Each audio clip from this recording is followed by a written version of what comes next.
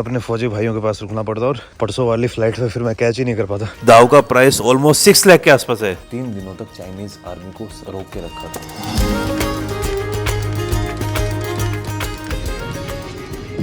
भाई बहुत देर में अभी अपने आर्मी वाले भाइयों के पास वेट कर रहा था, वहाँ उन्होंने मेरी अच्छी खातिरदारी की, मस्त खाना वाना खाया, लेकिन मैं उनके साथ वीडियो नहीं बना सकता था फॉर द सेफ्टी रीजंस, क्योंकि it's not allowed to make videos with army person. लेकिन अब वहाँ से निकलते ही अपने राजस्थानी भाई मिल गए और भाई जा रहे हैं नीचे की तरफ। तो अभी रात को ही जाओगे भाई दापो?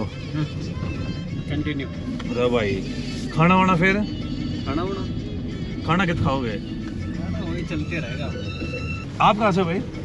नागौर जिले। नागौर से? अरे नागौर में प्रॉपर नागौर के आसपास कोई गांव आपका? कुचामन सिटी। हैं कुचामन? अरे कुचामन तो गया हूँ। और आप अपने रतनगढ़ के? तो दोनों अपने मारवाड़ी भाई मिल गए मेरे को यहाँ पे चाइना बॉर्डर के पास, देख रहे, और उनके साथ लिफ्ट लेके जा रहा हूँ अब। ये देखिए भाई साइड में रिवर खतरनाक लग रही है।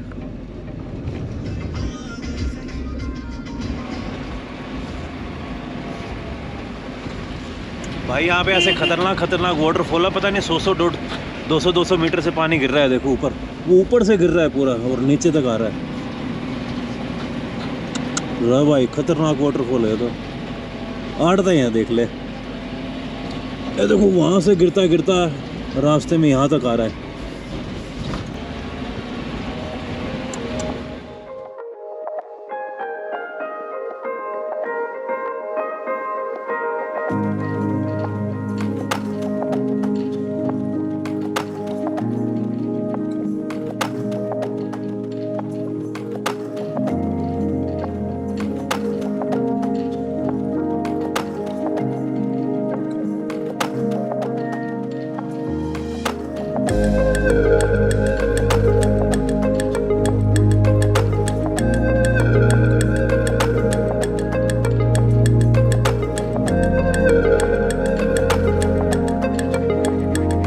सामने इधर ये वैली देखिए आप, ये देखिए पहाड़ एकदम सटे हुए हैं आपस में और बीच से ये नदी बह रही है। ये वाली जो बात है ना इस एरिया की, ये सबसे खतरनाक बनाती है इस वैली को। देखिए यार पहाड़ एकदम आपस में मिले हुए, बीच में थोड़ी सी जगह से नदी बह के आ रही है। और ये ना काफी लंबा चलता है ये वाला सिस्टम, ऐसा नहीं कि सिर्फ इसी एरिया में। ताकसिंग तक जाओगे तो काफी जगह आपको एकदम संकरी मिलेंगी। तो बस भाई हम भाइयों के साथ वापस से चलने लग गए। अभी हमें लगभग 1 घंटा लग जाएगा लेमे किंग पहुँचने का। भाई तो आगे एकदम नाहरलगुन ईटानगर तक जा रहे हैं। आज रात को मैं इधर लेमे किंग में रुक के कल सुबह सुमो से निकलूँगा।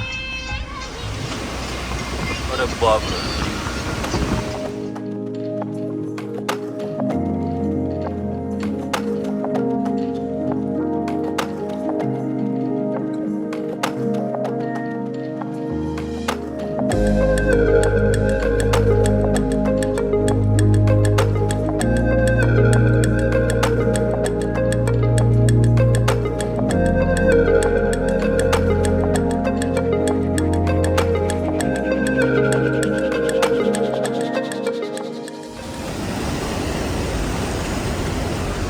भाई जी यार स्वाद आ जाए। ये देखिए भाई रोड के ऊपर ही वाटरफॉल है, पीछे वाले बैग के अंदर कंफर्म पानी जाएगा। और नदी यहाँ पे और भयंकर हो गई है।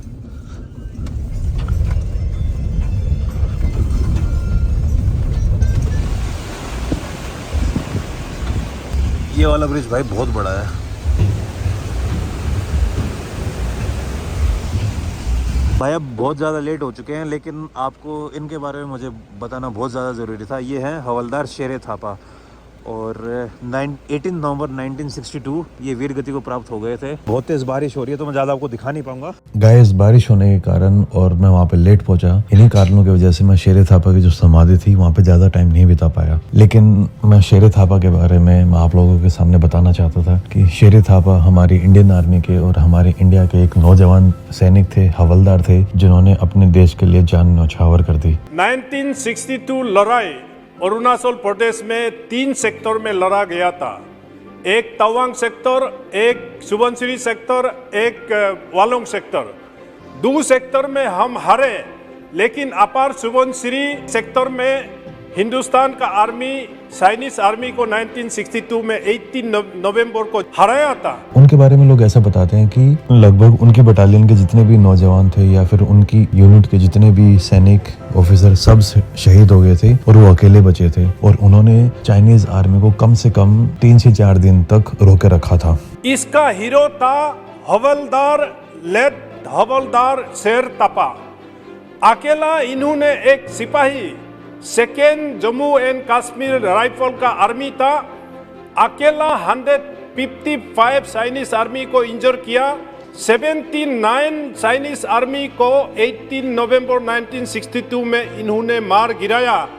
जब उसका गोली बारूद खत्म हो गया, चाइनीज ने आके उसको मारा। और ऐसा माना जाता है कि शेर थापा स्मोकिंग करते थे और स्मोकिंग के कारण ही उनकी जान गई थी। 3 दिन तक चाइनीज आर्मी को रोकने के बाद शाम के टाइम पर एकदम अंधेरा हो गया था और उस साइड से गोलियां चल रही थी और इस साइड से जो हमारे शेर थापा हैं वो कमान को संभाले हुए थे। लेकिन जब उन्होंने स्मोकिंग करते टाइम अपनी सिगरेट को जलाया, जब आप स्मोक करते हो तो आपकी सिगरेट या बीड़ी लाल रंग की लाइट छोड़ती है। उस लाइट के कारण चाइनीज आर्मी को पता चला कि वहाँ पे एक सोल्जर है और तब उन्होंने वहाँ पर निशाना साधा और इस कारण से शेर थापा शहीद हो गए थे। लेकिन शेर थापा की जो कहानी है ना, किस तरीके से चाइनीज आर्मी को उन्होंने रोक के रखा था, ये कहानी चाइना के सोल्जर्स भी बताते हैं। चाइनीज आर्मी ने उसको वहाँ इज्जत से गरा और लकड़ी में उसको चाइनीज अक्षरों से लिखा। 19 नवंबर 1962 में चाइनीज रेडियो में अनाउंस हुआ कि मोर देन 150 आर्मी हमारा इंजर एंड शहीद हुआ। इसके लिए ये हवलदार शेर थापा का आत्मा हिंदुस्तान में अभी भी भटक रहा है। तो ये कहानी मैं आप लोगों तक जरूर पहुंचाना चाह रहा था और आई होप अगर आप लोग सुबनसिरी रिवर या फिर सुबनसिरी वैली में ट्रैवल करने जाते हो तो मैं डेफिनेटली आपको रिकमेंड करूंगा कि शेर थापा की जो समाधि है वहाँ पर जरूर जाके आएँ।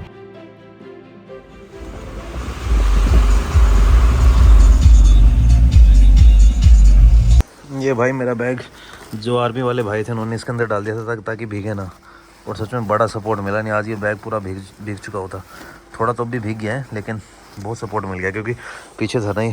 अब इसको इससे निकालता हूँ और फिर एक सुमो काउंटर के ऊपर जाके आऊँगा। कल सुबह के लिए टिकट करवानी है और जहाँ पे आज सोने की जगह मिलेगी ना वहाँ पहुँच के आप लोगों से ढंग से बात करता हूँ। पता नहीं भाई लिमकिंग के साथ मेरा कैसा रिलेशन है। पिछली बार जब यहाँ पे पहुँचा था तो अंधेरा हो चुका था और आज भी अंधेरा हो गया है, लेकिन पिछली बार कुछ ज़्यादा ही अंधेरा था। आज फिर भी चलने लायक चीज़ है। बारिश उस दिन भी हो रही थी, बारिश आज भी हो रही है। जो ग्रेफ कैंप है ना वहाँ पे मुझे शायद सोने वोने के लिए तो जगह मिल जाएगी। ये भाई सही मिल गए मेरे को, वरना उधर अपने फौजी भाइयों के पास रुकना पड़ता और कल सुबह मुझे बहुत दिक्कत हो जाती दापो पहुँचने में। परसों वाली फ़्लाइट पर फिर मैं कैच ही नहीं कर पाता। पासीघाट से मेरी फ़्लाइट है परसों और वो थोड़ा रिमोट एरिया है ना तो इसलिए मैंने वहाँ से बुक करवाई थी।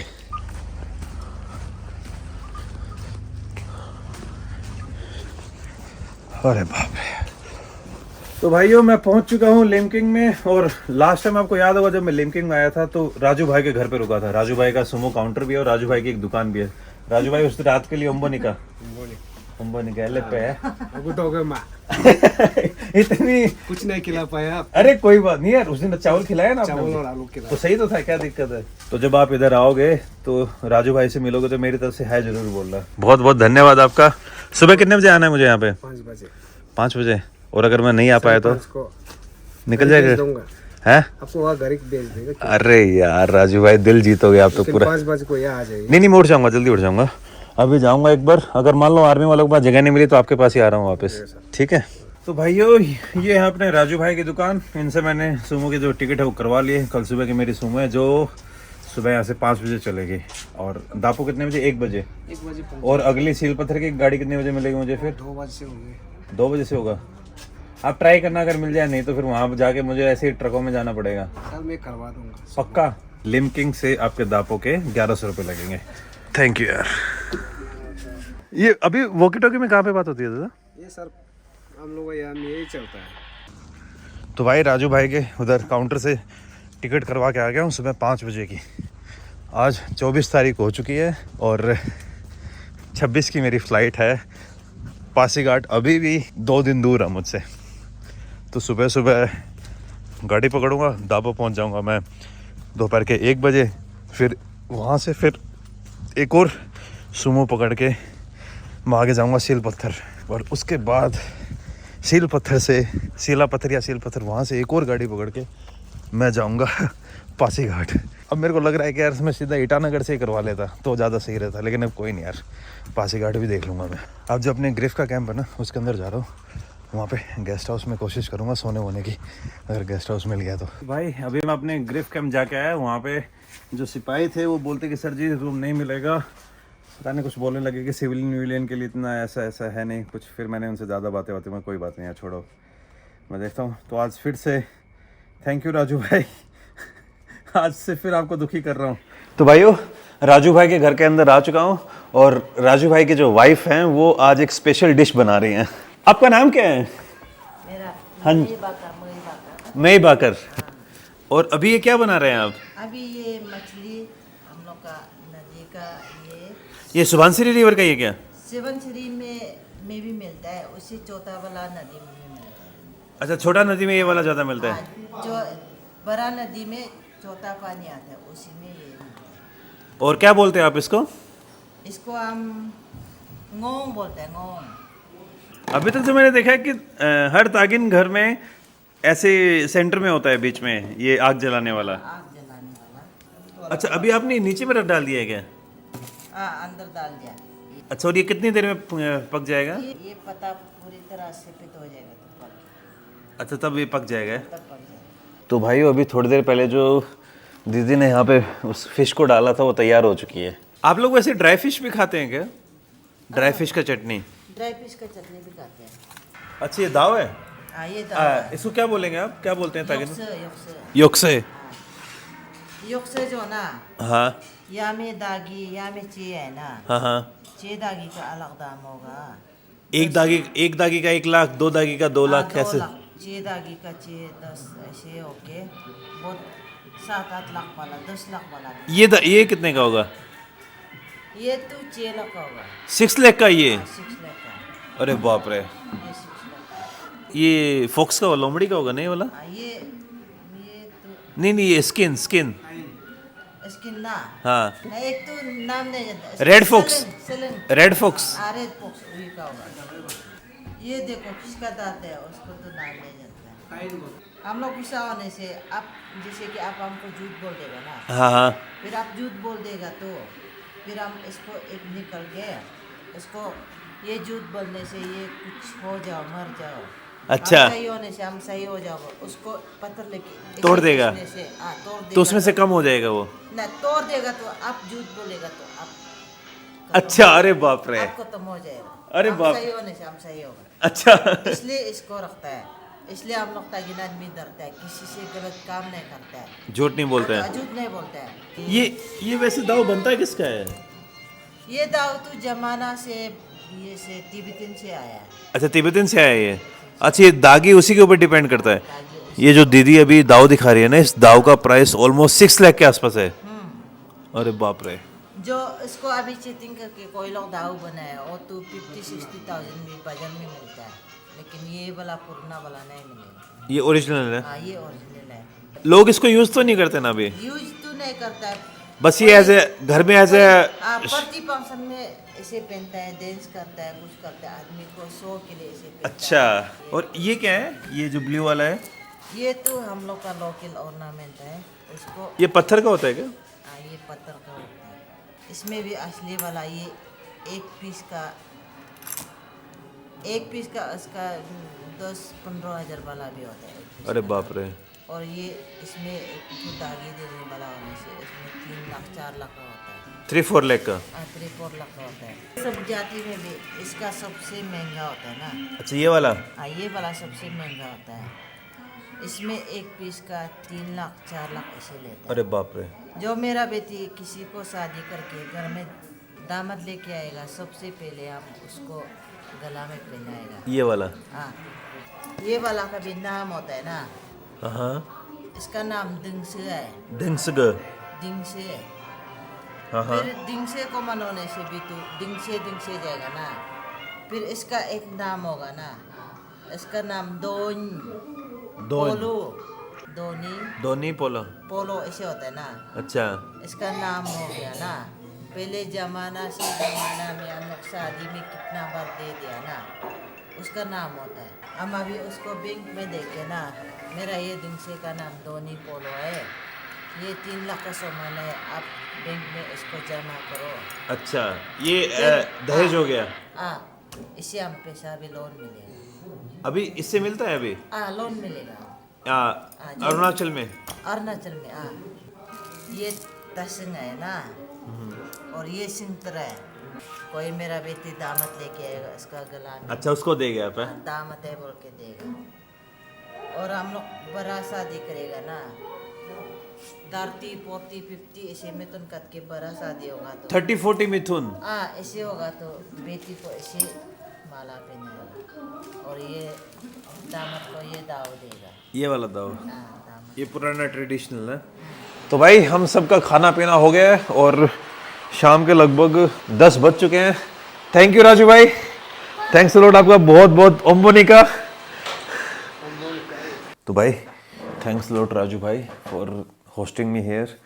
यार इस जगह में ना आपको गेस्ट हाउस नहीं मिलेंगे क्योंकि टूरिस्टों का इतना इन्फ्लो है नहीं, और बाकी लोग भी इतने यहाँ पे नहीं आते हैं। आर्मी या फिर गवर्नमेंट बॉडी से रिलेटेड जितने भी लोग हैं वो लगभग ग्रिफ या फिर आर्मी के गेस्ट हाउस के अंदर रुक जाते हैं। सिविलियंस के लिए वो सर्विस अवेलेबल नहीं है। कई बार आपको मिल जाएंगे, कई बार आपको नहीं मिलेंगे, तो उनके ऊपर आप ट्रस्ट नहीं कर सकते। मैं नहीं कह रहा हूँ कि वो गलत कर रहे हैं यार, उनके अपने नॉर्म्स होते हैं और वो it's a good norm. Civilians को अगर अपने इस काम में वो अगर उनका इन्फ्लुएंस होगा तो यार वो यूनिट डायरेक्ट आर्मी को रिपोर्ट करती है और हमारी कुछ इन्फॉर्मेशन लीक होने का चांस बनता है। तो इसीलिए इट्स गुड कि अगर वो सिविलियन को एक्सेप्ट कर रहे हैं तो वेल एंड गुड, अगर एक्सेप्ट नहीं भी कर रहे हैं तो हमें वहाँ से एक्सपेक्टेशन नहीं रखनी चाहिए, क्योंकि यार वो हमारी कंट्री की सेफ्टी एंड सिक्योरिटी का एक सेंसिटिव टॉपिक है, वो एकदम हमें साइड में रखना चाहिए। और अब तक का जो मेरा यहाँ तक का सफ़र था ना, खतरनाक रहा। आपने अभी तक पूरे वीडियो में देख लिया होगा, और थोड़ी देर पहले आपने वीडियो के अंदर एक क्लिप देखी होगी, नॉट थोड़ी देर पहले, लगभग यहाँ पहुँचने से पहले जब मैं रास्ते में था, शेरे थापा की जो स्टोरी है। शेरे थापा एक अपने इंडियन आर्मी के सोल्जर थे। 1962 वॉर के टाइम जब चाइना ने इंडिया के ऊपर अटैक किया, तो उस टाइम पर शेरे थापा ने, ऐसा माना जाता है कि 3 दिनों तक चाइनीज़ आर्मी को रोक के रखा था। उस टाइम काफ़ी जो बाकी सैनिक थे वो शहीद हो गए थे या फिर वो दूसरे इलाके में चले गए थे। इस एरिया में सिर्फ शेरे थापा बचे थे, और उनकी इस बहादुरी को देखते हुए शेरे थापा के नाम से एक मेमोरियल बनाया गया।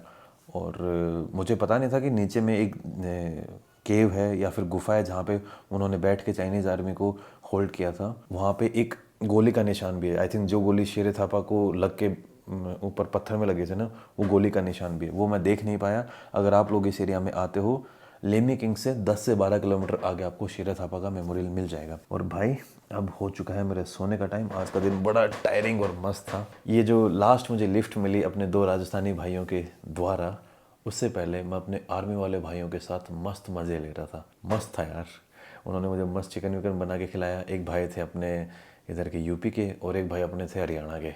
काफ़ी मस्त था यार, स्वाद आ गया यार उन भाइयों के साथ बैठ के। और आज के दिन को अब मैं यहीं पे समाप्त करता हूँ, और एक हिसाब से जो मेरी ताकसिंग तक की जो जर्नी थी वहीं पे ख़त्म होती है। और आज आते टाइम मैंने देखा यार कि जब आप ताकसिंग से इधर लिमिकिंग आओगे ना, तो कई जगह पहाड़ एकदम संकरे हो जाते हैं और नदी एकदम पतले नाले से निकल रही होती है, और वहाँ पे नेक्स्ट लेवल सीन है। जो विल्डरनेस और जो खतरनाक नदी का फ्लो और जो खतरनाक डेंस फॉरेस्ट मुझे इस एरिया में देखने को मिला है, अभी तक अरुणाचल के बाकी एरिया में नहीं थे यार। बाकी एरिया में आपको लोग बहुत ज़्यादा मिलेंगे, लेकिन इस एरिया में लोग कम हैं और जंगल एकदम खतरनाक हो जाता है।